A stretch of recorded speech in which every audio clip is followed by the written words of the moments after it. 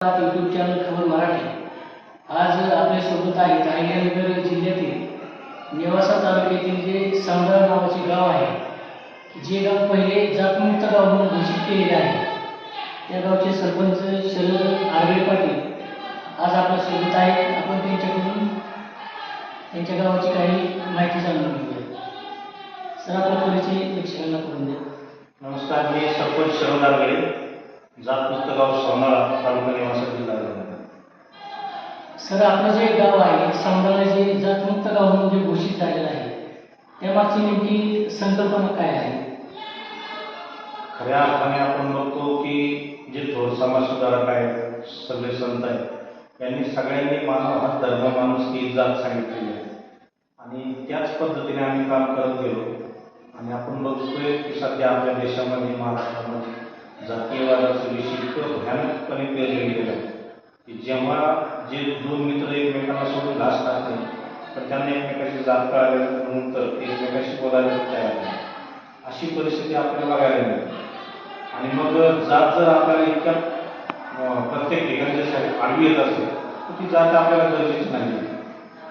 मुळात ज्यांनी आपल्याला जात मानायला सांगितली, जे आपल्याला जाणीवपूर्वक जात जात करतात, त्यांनी सगळ्या जातीपातीमध्ये रोटीबेटी व्यवहार केलेला आहे. या अशा गोष्टी असताना आपण सर्वसामान्य लोकांनी या गोष्टी लक्षात घेतल्या पाहिजे. जात कागदापुरती मर्यादित ठेवावी. जात ज्यावेळेस डोक्यात जाते त्यावेळेस दंगल पेटते, दुसऱ्यांचा तिरस्कार होतो आणि खऱ्या अर्थाने मानव म्हणून जगण्याला कुठेतरी अडचण निर्माण होते. म्हणून सौंदर्य गाव जातमुक्त करून मानव हा धर्म, माणूस ही जात निर्मित आम्ही सोबत घेतो. आणि गावामध्ये कोणताही सण कोणत्याही जातीचा असो, तो सगळ्या गावाचा असेल. कोणत्याही थोर समाज सुधारकाची जयंती असेल तर ती गावाचा उत्सव असेल, अशा पद्धतीने आम्ही त्या गावामध्ये implement केली. हे जे आपलं जातमुक्त गाव आहे, आता ह्या उपक्रमाअंतर्गतच म्हणून आपण नेमकं काय काय आपल्या गावामध्ये राबवलं जातं सध्या? या उपक्रमाअंतर्गत आता आम्ही आंतरजातीय विवाह आमच्या गावामध्ये झाले. त्यानंतर आम्ही गावामध्ये शिवी दिल्यास 500 रुपये दंड आहे. म्हणजे जातमुक्ती ठराव घेण्याच्या अगोदर आमच्या गावामध्ये ठरावाचा उल्लेख केला. हा ठराव घेताना मी आपल्या एका भाषणात ऐकले की लोकसंख्या पण आपली 2000च्या पुढे आहे. इतक्या मोठ्या लोकसंख्येच्या गावात अशा प्रकारचा ठराव होत असताना ग्रामस्थांची भूमिका काय होती किंवा आपण ग्रामस्थांना कसं सकारात्मक केले गेले असतं? जातमुक्तीचा ठराव घेण्याच्या अगोदर 5-6 महिन्या अगोदरपासून आम्ही सोनाळा गावामध्ये दररोज सकाळी 10 वाजता राष्ट्रगीत सुरू केलं. राष्ट्रगीत लाऊडस्पीकरवर लावलं जातं आणि त्याचा आवाज 2-2.5 किलोमीटरपर्यंत जातो. अगदी शेतामध्ये मजूर काम जरी करत असलं तर ते सन्मानार्थ उभं राहतं. त्याच्यातून आम्ही हा संदेश दिला की राष्ट्रप्रथम 52 सेकंदाच्या 52 सेकंदाच्या राष्ट्रगीतामध्ये ज्यावेळेस ते राष्ट्रगीत सुरू होतं, खऱ्या अर्थाने त्याच वेळेस आपण भारतीय असतो. इतर वेळेस वेगवेगळ्या जातीपातीमध्ये आपण वाटत असतो. तो संदेश दिल्यानंतर आम्ही ग्रामपंचायतीच्या समोर छत्रपती शिवाजी महाराजांचं अष्टमंडळ, जे 11 पगड जाती धर्माचे होते, त्याचे कटआउट लावलं. मग गावामध्ये ज्यावेळेस ग्रामपंचायतीकडे लोक यायचं तर हे कशासाठी लावलं आवर्जून विचारायचं. मग लोकांना सांगितलं आम्ही छत्रपती शिवाजी महाराजांनी खऱ्या अर्थाने जाती धर्माच्या पलीकडे जाऊन माणूस बघितला म्हणून एवढं मोठं स्वराज्य उभं राहिलं. आपल्याला जर गाव मोठं करायचं असेल, आपल्याला जर पुढं मोठं व्हायचं असेल तर आपल्याला जात सोडावी लागते. आणि लोकांना त्या गोष्टी थोड्याशा पटायला लागल्या. त्यानंतर 5 फेब्रुवारी रोजी जेव्हा आम्ही ग्रामसभा घेतली, ग्रामसभेच्या 5 फेब्रुवारी 2026 आणि मग ग्रामसभेच्या 2 तासानंतर आम्ही रक्तदान शिबिर घेतलं. आणि रक्तदान शिबिर घेतल्यानंतर तरुणांनी त्या ठिकाणी रक्तदान केलं. रक्तदान झाल्यानंतर ज्यावेळी ग्रामसभा सुरू झाली, मी ग्रामसभेमध्ये सुरुवातीला सांगितलं की आज आपण रक्तदान शिबिर घेण्याचं कारणही हेच आहे की शहीद भगतसिंग म्हणायचे, रक्त हिरवं भरपूर असतं, ते फक्त लाल असतं. जन्मताच कुणीही आपण कोणाच्याही हातामध्ये नाही. संत ज्ञानेश्वर सुद्धा सांगतात की माझा जन्म कोणत्या जातीत व्हावा, कोणत्या धर्मात व्हावा हे माझ्या हातात नव्हतं. तशा पद्धतीने सगळ्याच संतांचे विचार सांगितले. अगदी संत तुकाराम महाराजांचे विष्णूमय जग वैष्णवांचा धर्म, भेदाभेद भ्रम अमंगल, म्हणजे तुकाराम महाराजांनी त्यांच्या अभंगातून सांगितलंय वेगवेगळ्या जातीचे जे काही धर्माचे जे काही संत आहेत, अगदी रोहिदास महाराज आहेत, संत गोरा कुमार आहे, सावतामाळी आहे, संत सुंदरराजे सोनार आहे, तेवढंच काय सजल कसाई यांच्यासोबत देखील विठ्ठल त्याच भक्तिभावाने काम करू लागला.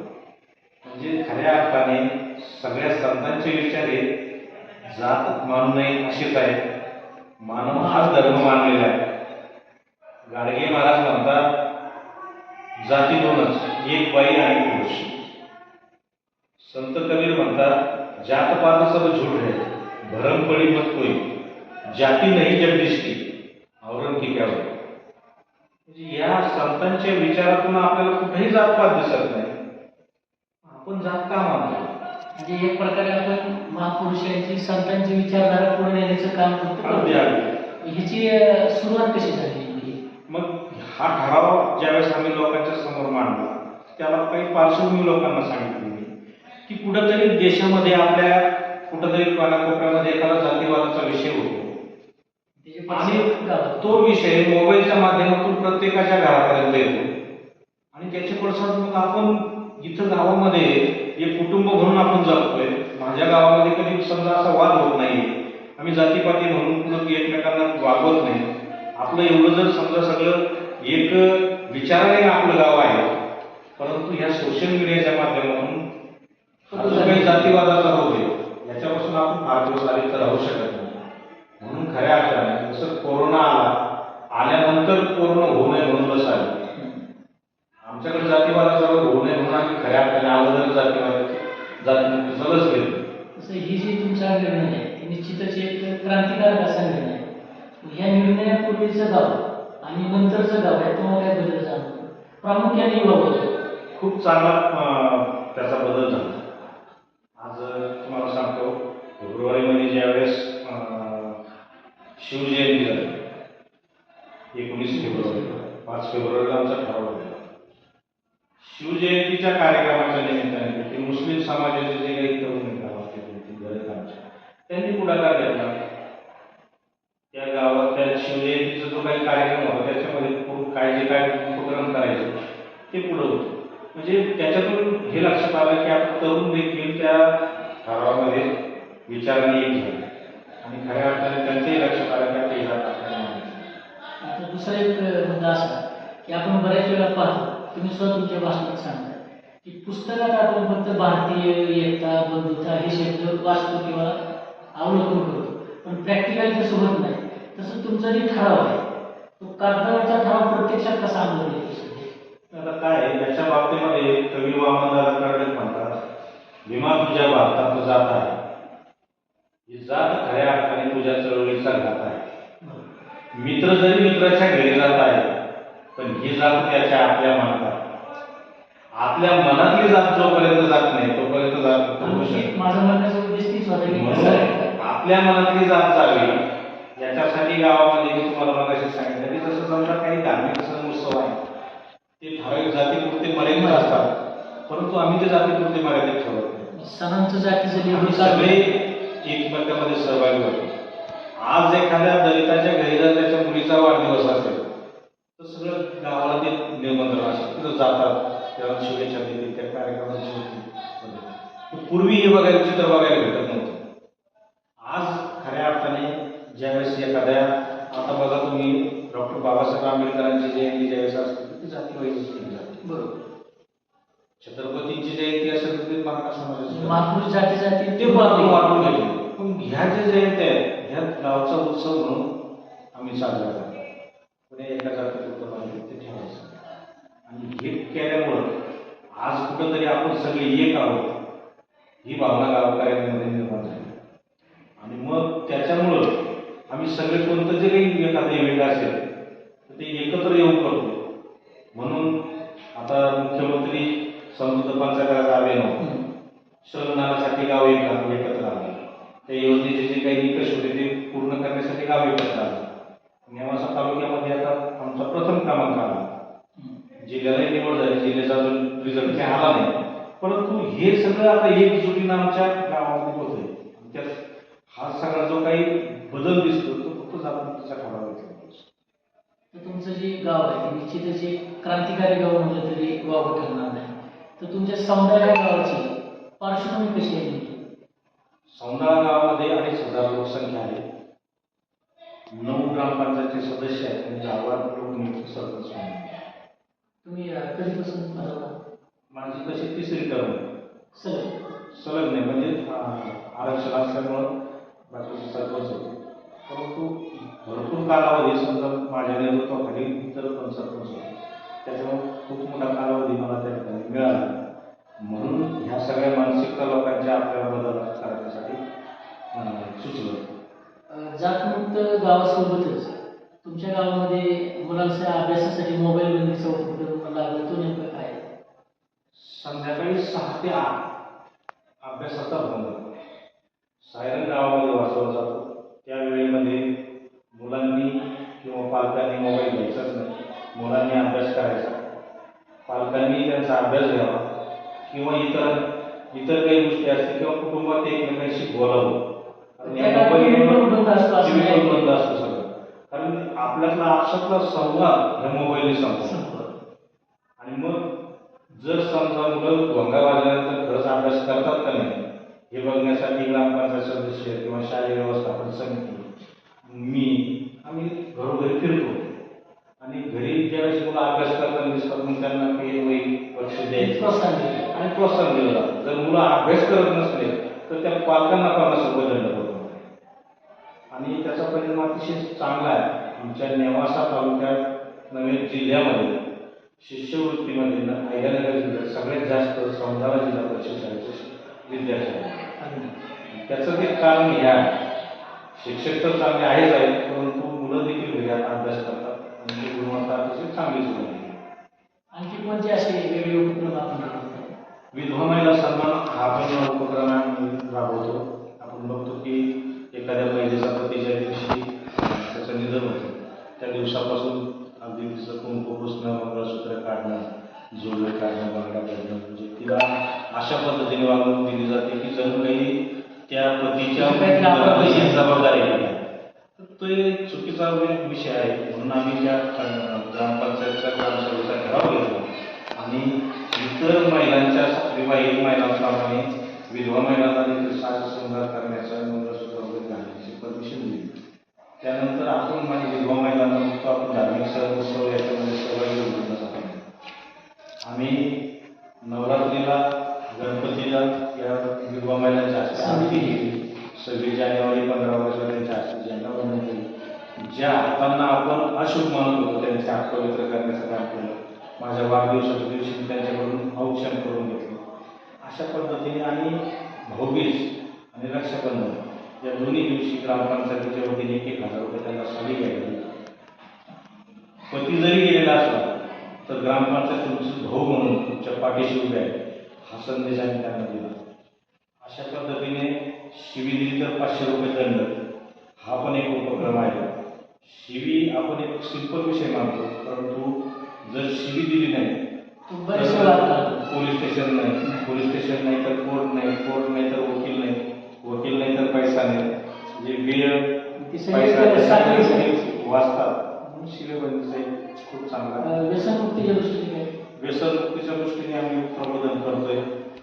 बऱ्यापैकी त्याच्यामध्ये पण यश आलेलं आहे आणि गावामध्ये पाहिजे तसं काही म्हणजे गावचा विषय नाही आहे. प्रबोधनाचा विषय निघाला. आपण प्रबोधनात्मक दिंडीचं देखील आयोजन केलेलं आहे.